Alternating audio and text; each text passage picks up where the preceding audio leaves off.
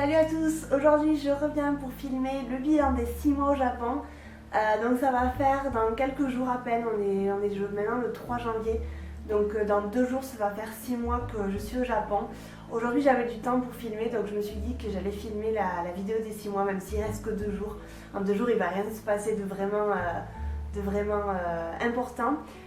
Donc c'est vrai que pour moi 6 mois ça représente une étape. J'ai l'impression que 6 mois c'est une éternité, alors que franchement c'est passé super rapidement. J'ai franchement pas vu le temps passer.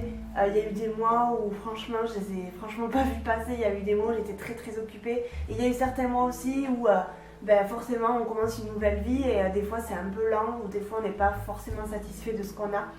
Mais en tout cas je peux vous dire que ce bilan des 6 mois est positif, est vraiment positif.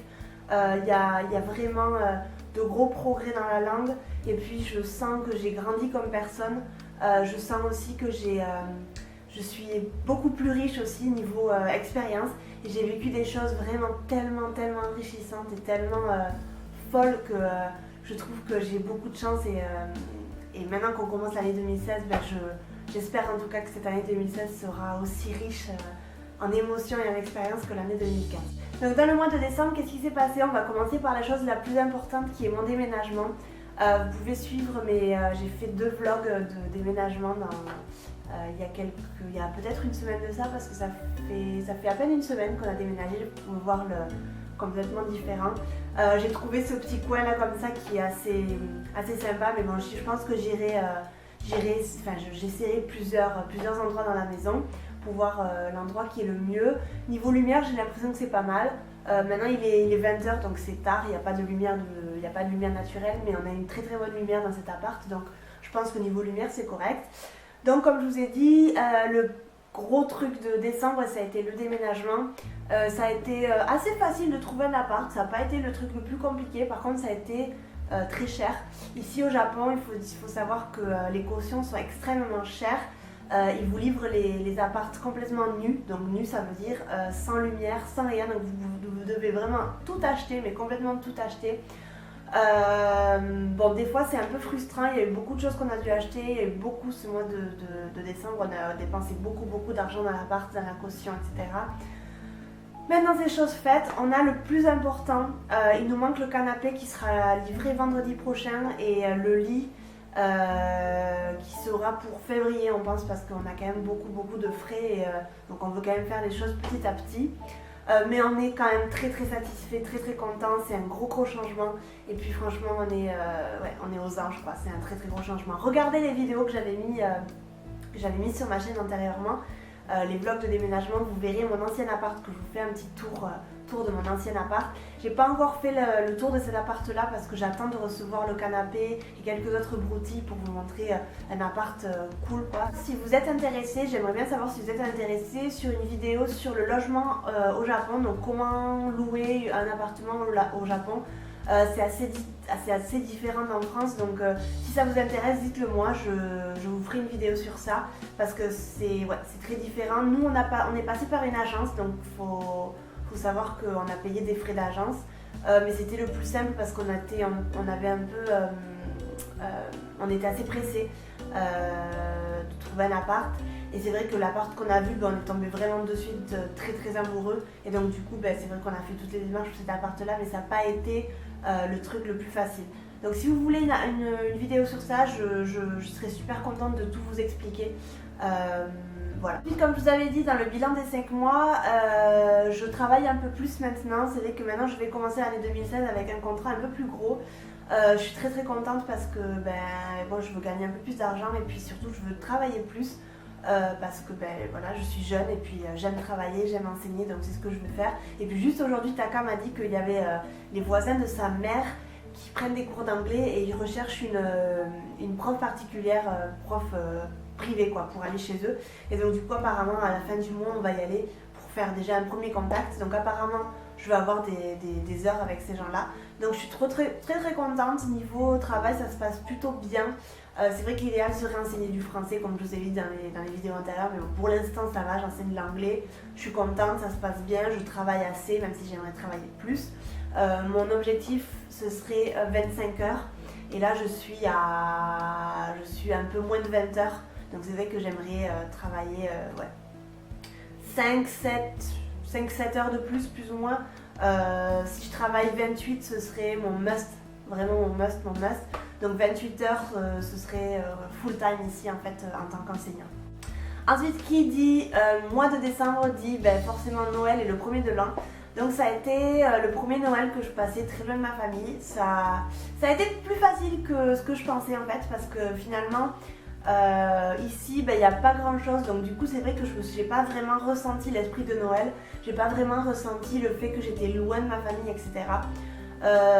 J'ai eu des moments un peu tristes, j'ai eu des moments un peu de nostalgie, mais c'est vrai que j'ai pas vraiment ressenti que tout le monde était en train de faire la fête, tout le monde était en famille, etc. Le 24 au soir, on n'a rien fait de spécial, mais le 25 au midi, moi j'ai mangé avec ma copine Sandra dans un resto mexicain, donc on a passé toute la journée ensemble pratiquement parce que Taka travaillait, parce qu'ici c'est pas férié. Et le 25 au soir, Taka m'a fait la surprise de m'emmener dans un resto italien qui était super bon.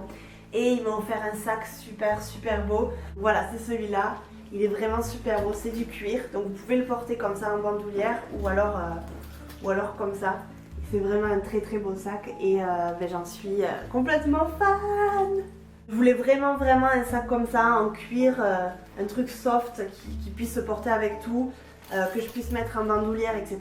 C'est vrai que beaucoup de rues ont été décorées, il y a eu beaucoup d'événements, il y a eu le marché de Noël allemand dans le centre de Osaka. Il y a eu quelques trucs de Noël qui m'ont fait penser à Noël. Dans les magasins, il y avait beaucoup de chansons de Noël, etc. Mais c'est vrai que j'ai pas vraiment ressenti l'esprit de Noël parce que on voyait pas forcément les gens en train de faire leur achat, parce que ici ils se donnent pas forcément les cadeaux pour Noël. On voyait pas forcément les gens en train de préparer les menus de Noël, d'acheter dans les supermarchés la bouffe pour préparer le réveillon ou le 25. On voyait pas ces familles ensemble, c'était assez froid en fait. Et c'est vrai que j'en ai beaucoup parlé avec ma copine Sandra qui est espagnole et elle a eu le même ressenti que moi. C'est vrai qu'on n'a pas vraiment ressenti l'esprit de Noël.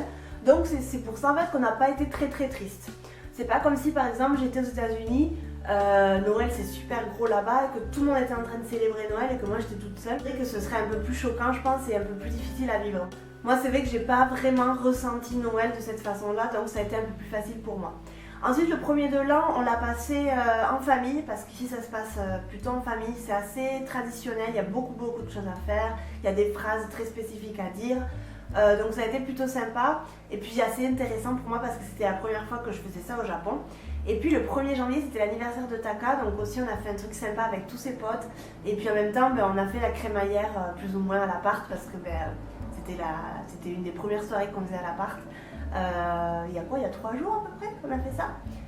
Non, il y a 2 jours parce qu'on a fait le 1er au soir et on est le 3. Ouais, il y a 2 jours on a fait ça. J'ai cuisiné, j'ai fait des fajitas, j'ai fait des trucs mexicains, j'ai fait des trucs français. Tout le monde était super content, on devait être une dizaine à peu près. C'était très cool, on a passé une très bonne soirée. Donc on a fait ça, plutôt sympa, on n'est pas sorti du tout après la fête, on est resté à la maison. Et puis qu'est-ce que j'ai offert à Taka? J'ai offert un super manteau parce qu'il n'en avait pas. On était pratiquement en janvier, il n'avait toujours pas de manteau, donc, parce que le sien était cassé de l'année dernière. Donc je vais faire un super manteau. Et puis voilà, il y a beaucoup de choses à faire le 1er de l'an. On doit aller au temple, on doit aller prier pour demander qu'en fait que l'année 2016 soit aussi bonne ou mieux que l'année 2015. Toutes ces petites choses-là, peut-être que je vous en parlerai dans une autre vidéo, mais je pense que je m'y suis pris un peu tard. En fait, je voulais vous faire une vidéo de qu'est-ce qu'on fait pour le 1er de l'an. Mais je pense que ce sera peut-être pour l'année prochaine du coup. Donc voilà, je pense que j'ai un peu tout dit. C'est vrai que le plus gros de ce mois-ci ça a été le déménagement. Ça nous a pris beaucoup de temps. Et puis beaucoup de trajets à Ikea, tout ça, on a acheté beaucoup de choses. Je vais quand même vous parler de mon niveau de japonais parce que j'aime bien vous en parler comme ça tous les mois pour voir une petite évolution. Ce mois-ci, je vais vous dire que j'ai eu un gros déclic et j'en parlais aujourd'hui avec Taka. Il me disait que lui, après 6 mois en Espagne, il trouvait qu'on avait à peu près le même niveau après mes 6 mois ici aussi, on est à peu près au même truc. C'est vrai qu'après 6 mois en Espagne, lui, il se débrouillait pas mal. Il comprenait pas tout et puis il pouvait pas non plus exprimer les mêmes trucs que maintenant. Maintenant, il parle super bien espagnol. Et c'est vrai que moi, je me trouve dans ce moment-là où j'arrive à exprimer ce que je veux. même si c'est bourré de fautes, j'arrive à exprimer, donc je connais le vocabulaire. J'arrive à comprendre, on va dire, les 60% des conversations, donc ça c'est plutôt pas mal. Quand ça parle de sujets super importants, genre économie, politique, ben là je comprends rien, absolument rien, parce que c'est du vocabulaire un peu plus poussé, mais les conversations du jour le jour, les conversations, les conversations du quotidien, c'est vrai que on peut dire que je les comprends à 60%, plus ou moins. Donc je suis assez contente, là je vois que mon niveau est en train d'augmenter, quoi. Je sens que les étapes sont en train de monter. Et je suis vraiment très très satisfaite de ça parce que c'est vrai que j'étudie pas beaucoup, je vais pas vous mentir. J'investis pas beaucoup de temps dans l'étude du japonais. Je fais mon échange linguistique avec le garçon dont je vous avais parlé le mois dernier. Et puis c'est vrai qu'avec Taka, on fait un mélange. On parle beaucoup espagnol, mais aussi on parle assez japonais. Il m'encourage beaucoup à faire des phrases, etc. Donc c'est vrai que je suis contente. Franchement, je m'imaginais pas qu'au bout de 6 mois, j'allais arriver à ce niveau-là. Voilà, après pour lire c'est toujours un peu plus compliqué, j'ai besoin de son aide parce que les kanji je les connais pas, mais je suis contente de moi et puis petit à petit je sens que je fais beaucoup d'efforts. Je suis assez curieuse de voir ce que ça donnera au bout d'un an, donc c'est vrai que on verra au fil des mois, mais je suis très contente en tout cas de moi. Voilà, j'espère que cette vidéo vous aura plu. Pour moi, c'est vrai que cette vidéo-là des 6 mois, c'est un tournant en fait, parce que 6 mois, c'est assez important quand même. Et puis 6 mois au Japon, ça a été super. Je regrette absolument rien. J'ai fait beaucoup de choses. J'ai vécu des choses super sympas. Voilà, j'ai rien d'autre à dire. Je vous dis à très bientôt dans une prochaine vidéo. Bye bye.